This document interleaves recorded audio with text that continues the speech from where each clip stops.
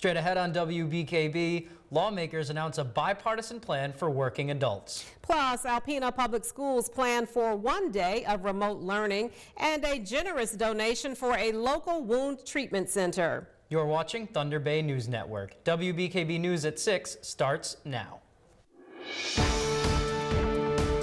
This is WBKB News at 6. An in-depth look at news, weather, and sports. From hard-hitting news stories to local events, we're there with coverage you can count on. You're watching WBKB News at 6. Good evening and thank you for joining us. I'm Sherry Stewart. And I'm Tyler Cruz. Governor Whitmer was joined by lawmakers from both parties today and announced the launch of their Michigan Reconnect program. The Michigan Reconnect program sets the goal to give $30 million to cover tuition costs for adults 25 and up seeking a post-secondary education. Whitmer was joined by Republican Senator Ken Horn, as well as other members from both parties, on a Zoom call today to announce the program. Those 25 and older will be offered free tuition at their in-district community college to earn an associate degree or eligible skill certificate. Regardless of whether you're a Democrat or Republican, we can all agree on the importance of making sure every Michigander has a path to a good paying job here in our state. Reconnect will pay the in-district part of tuition if an individual attends an out-of-district school. The program is part of Governor Whitmer's 6 by 30 goal, where by 2030, she aims to have 6% of the Michigan working age population to have a degree or certificate from a post-secondary program. Those eligible can start applying today at michigan.gov/reconnect. Well, Alpena Public Schools will conduct K-12 classes fully remote for 1 day next week. On Monday, February 8th, classes will go remote in anticipation of a much higher volume of absences due to a large number of APS staff receiving their second dose of the COVID-19 vaccine. According to health experts, it has been reported that individuals can experience elevated COVID-like symptoms 12 to 24 hours after receiving the second dose of the vaccine. APS says they are taking precautions while allowing classes to resume and keep everyone safe. District Health Department number 4 released an update on their vaccination process today. DHD4 staff are calling to reschedule vaccination appointments impacted by the clinics canceled last week. The department expects to receive 1,000 first dose vaccines this week and are also calling those on the online pre-registration list to make their appointments. As of this morning, 8,000 residents of Alpena, Alcona, Montmorency, and Presque Isle have pre-registered to receive the vaccine. Currently, DHD4 is vaccinating healthcare staff, law enforcement, fire, EMS, corrections, educators, and individuals 65 and over. So far, 4,545 doses have been given out of 25,000 residents that fit those categories. Eligible residents can join the pre-registration list at dhed4.org, and for more information about the vaccine, they can visit michigan.gov/COVID vaccine. Mid-Michigan Health in Midland is continuing to expand their services and technologies.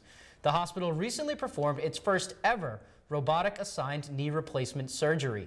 According to the American Academy of Orthopedic Surgeons, knee replacement surgeries are expected to increase by 180% between now and 2030. Mid-Michigan will be prepared and ready for the future demand. According to medical doctors at the facility, this type of robotic procedure produces a quicker recovery time and is a natural fit and even allows for 3D digital modeling. Well, the Martin Luther King Jr. Committee of Alpena is hosting another virtual event. Communities in Northeast Michigan are encouraged to participate in the Racial Wealth Gap Learning Simulation. The event is designed to provide attendees with a deeper understanding of federal policies and how they have increased hunger and poverty in communities of color.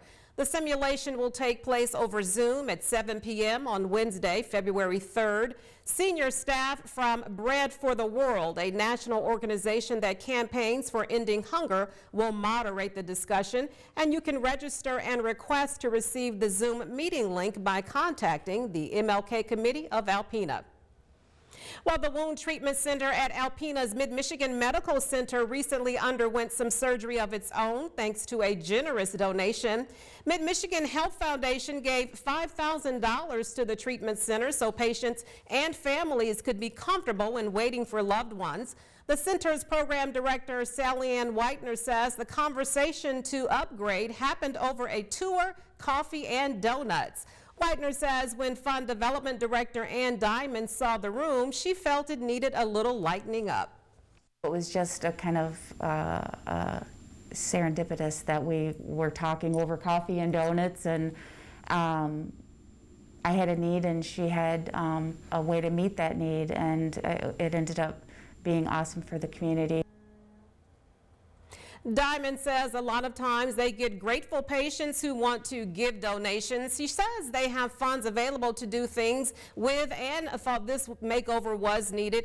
Diamond added that the donut may have helped. A donut will always help anything, but we are just so grateful of our donors that that really see the need and can really help out in any small way. And the change to the waiting room happened about 1 week ago. Whitener says they're planning to add diving pictures on the wall and many other things that add to the ambiance. Very nice. I can't wait to see how that looks. Yeah. Well, Sherry, it's Groundhog Day, and I thought before we go to break, we'd check in with Michigan's weather predicting animal, Woody the Woodchuck. In Howell, Michigan, at the Howell Nature Center, Woody comes out once a year on Groundhog Day and checks for his shadow.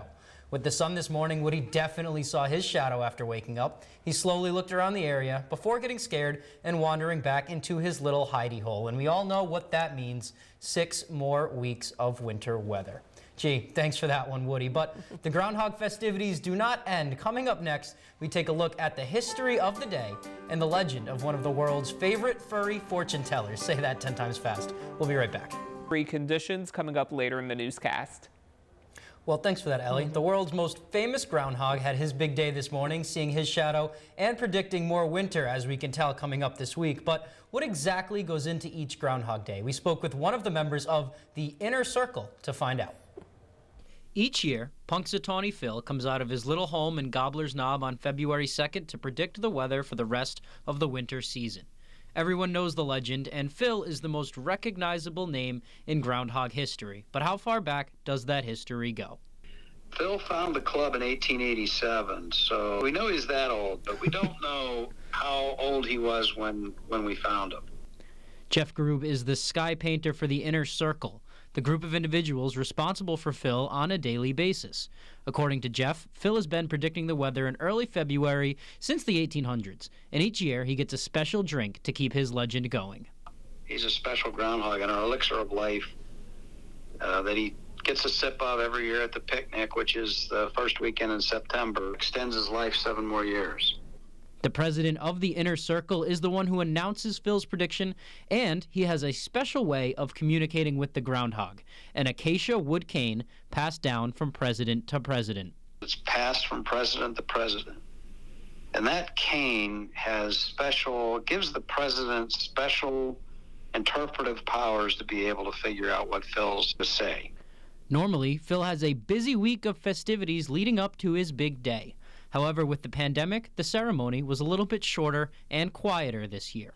We normally plan quite a few events. It's about a week-long kind of a festival here in Punxsutawney. A banquet, live performance through the morning at the Stump, and more events had to be canceled this year, but Jeff and the Inner Circle hope to continue the celebration in 2022. And that story was really fun to do. I actually want to head down to Gobbler's Knob and check that out at one point. Well, it does look interesting, very interesting. Well, coming up on WBKB News, Ellie Morrison is next with your 7-day forecast, plus the photo of the day. Stay tuned. Peter in Barton City. Thank you, Bev, for sending us this photo. If you have a photo such as nature shots, pics with friends, or interesting sights you see that you'd like to send us, email it along with a short description to news@wbkb11.com. And thank you for that, Ellie. Well, Sherry, it's my favorite day of the week again, Pets Day. Today's Pets of the Week are Wit, Bobsled, Igloo, and Wolverine. Kent Davis has more. Today's Pets of the Week features a couple of genuine survivors. Let's take a look. Meet Wit. He's a 4-year-old terrier rescue from Texas. Wit's an incredibly energetic dog who doesn't let snow get in the way of a good time. He's very affectionate, but would prefer to be the only pet in the house. Next, let's check in on Bobsled. When we first saw him last week, he needed a lot of coaxing to come out of his hidey hole. And I'm happy to say he's much more confident this week. He's very receptive to petting, and his fluffy coat is a delight. Bobsled is 2 years old. Now let's meet today's second survivor, Igloo. Igloo is a former stray who suffered from an inverted eyelid. Thankfully, his sight has been restored after a successful surgery. Igloo's well on the mend, though not fond of his cone. He enjoys lounging around and being pet. Finally, say hello to Wolverine. Unlike his namesake, this fella is actually quite timid. However, it only takes a few minutes of petting to draw him out in the open. Wolverine wants nothing more than to cuddle with you all day long. And remember, you can learn more about adoption at HuronHumaneSocietyInc.org. And dogs are a rarity on pets. I always get excited when I see a dog.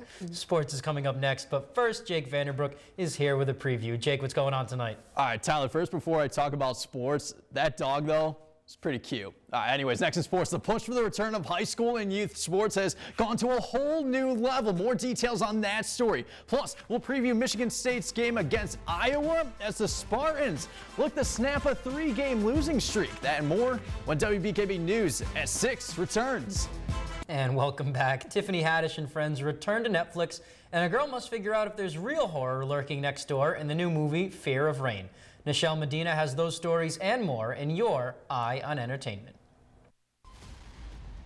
A girl confronts terrifying hallucinations in the upcoming thriller Fear of Rain. If you go over there, they will take you away from us. I don't care. What if it was me? I'm not just gonna sit here. No way!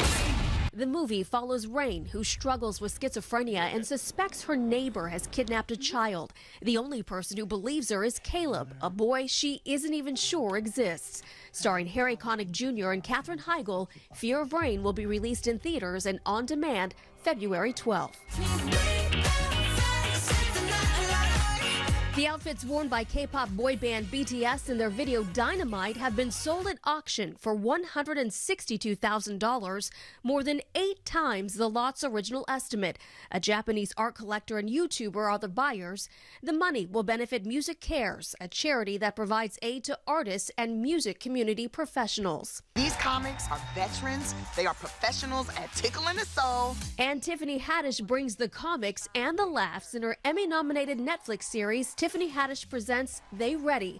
The stand-up comedy series showcases 6 comedians chosen by Haddish. This is gonna be funny. Thank you so much. Tiffany Haddish Presents They Ready Season 2 is out on Netflix today. That's Your Eye on Entertainment. Nichelle Medina, CBS News, Los Angeles. Well, that's all we have for you this evening. You can read more about our broadcast stories and get the scoop on other news items online. Just visit WBKB11.com for sports, weather, and news updates anytime, day or night. And check us out on our Facebook page and Twitter handle at WBKB11. And be sure to catch us back here tonight at 11 with Stephanie Manici. Have a great evening.